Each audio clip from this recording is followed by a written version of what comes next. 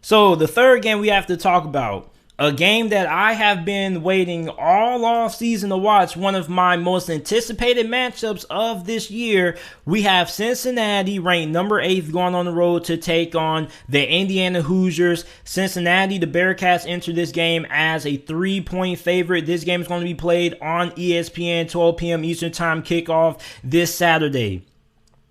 This is it. If you are a Bearcats fan, this is your test to see how you fare against a really good Indiana team. Now, Cincinnati is 2-0. They haven't really played anybody good. Week 1, they played Miami of Ohio, and they played Murray State last week. They beat them 42-7. Now, for Indiana, you still have a bitter taste in your mouth after the smackdown that you got by Iowa Week 1.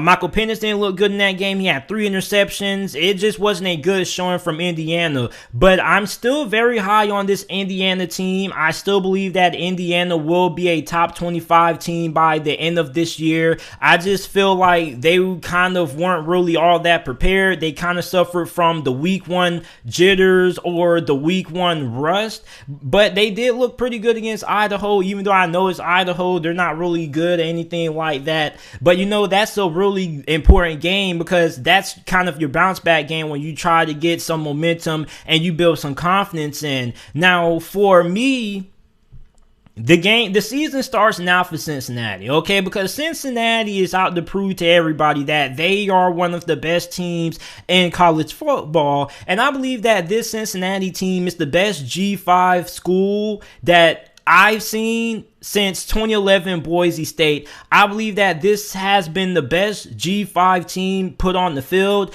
in a very long time. This is a Cincinnati team that is really good up front on both sides. They have one of the best secondaries in all of college football when it comes to their 2 standout corners. I really like this Cincinnati football team a lot. Now, when you look at Indiana, Indiana has a really good secondary. I think that Indiana has the best secondary in the Big Ten. There's a lot of talent and there's a lot of experience for Indiana in that secondary. Now,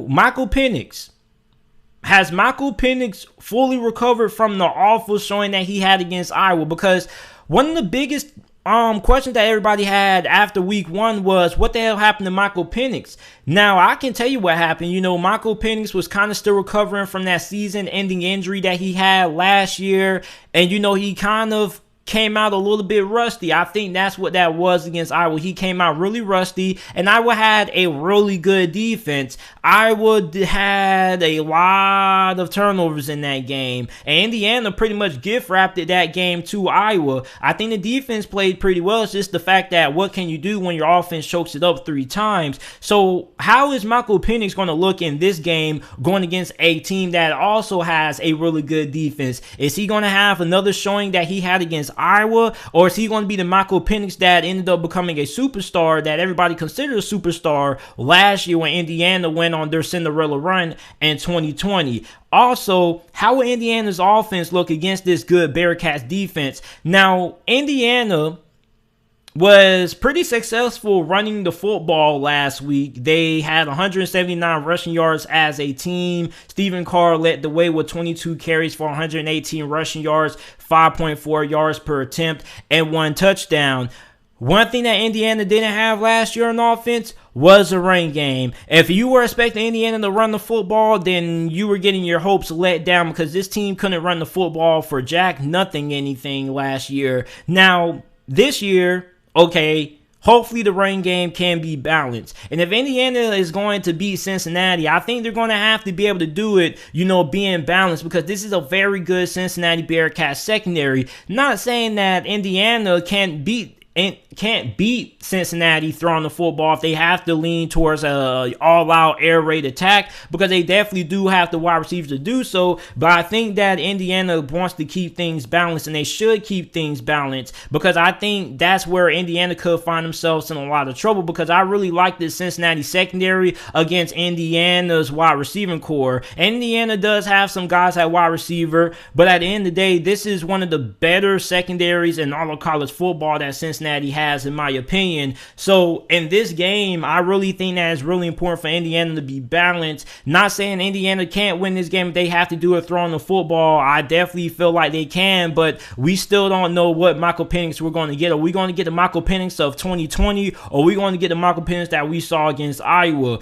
Now, you look at Desmond Ridder, okay, not in a similar situation, but kind of in a similar situation in the sense that he's going against a really good Indiana secondary that's really aggressive, and they're ball hawks. Everybody in that Indiana secondary is really good at taking the ball away. So if you're Desmond Ridder, okay, how good is he going to be? Because everybody has been talking about Desmond Ridder. A lot of people want to say that he's going to end up being a top 10 pick in next year's draft of how well he's played. But I mean, he hasn't really played anybody really. He hasn't really been tested. So this is the game that we're going to look back and we're going to decide just how good is Desmond Ridder really. Has Desmond Ridder really improved as a passer in this game, because he's going to get tested against this stout secondary of Indiana. Now, for me personally, I really feel like Cincinnati is the better team in this situation. But even then, I don't really think that the gap is all that large, okay? And that's why I'm saying, like, I feel like this is a really big game for Cincinnati to prove to a lot of people in America that they have what it takes to be one of the best teams in America, because you're going on the road. Cincinnati hasn't really been testing on the road this year. So you're going on the road to a hostile Indiana Hoosiers stadium that's going to be probably loud. It's probably going to be sold out. So I want to see how is Cincinnati going to prepare for the crowd noise? How are they going to look? Are they going to have communication issues? What's going to happen? But when I look at this game, I think this game is first going to be decided on what both these two teams are able to do inside of the red zone, okay? Which team is going to end up being able to come away with touchdowns in the red zone, and which team is going to be able to come away with field goals in the red zone. I think that's going to be really big. When you look at Indiana, are they going to be able to generate some big explosive plays in the passing game? Because I haven't really seen it this year. I haven't really seen any big explosive passing plays like how they had last year. So I want to see, are they going to be able to have those explosive plays against the Cincinnati Bearcats secondary? Now, for Desmond Ridder, you got to be able to use your mobility if Cincinnati's going to be able to win this game. Okay, you're going to have to be able to use your legs, and you're going to have to show everybody why you're one of the best dual threat QBs in the country against this Indiana Hoosiers defense, which I don't really think is being, really looked at fairly. This should be one of the better defenses in college football this year. Indiana should have a top 20 defense. They have pretty good talent at linebacker. You do have some slight questions up front when it comes to, how effective can they be when it comes to getting pressure on the quarterback. But overall, this is a really solid defense. So can Desmond Ridder take over this game? So even then, for Indiana, can you be effective on third down? Can you be able to keep the drive alive on third down? That's another issue that I have with Indiana. I feel like if Indiana gets into third and long situations, that's kind of the reason why they could struggle. I feel like if they can get into third and 3, third and 4 situations where they have opportunity to run the football, that can improve their chances on third down. But overall, the team I'm going to take to win this game, I'm going to take Cincinnati to win this game. I think this game should be pretty competitive. I think that Cincinnati's going to win this one 34-30.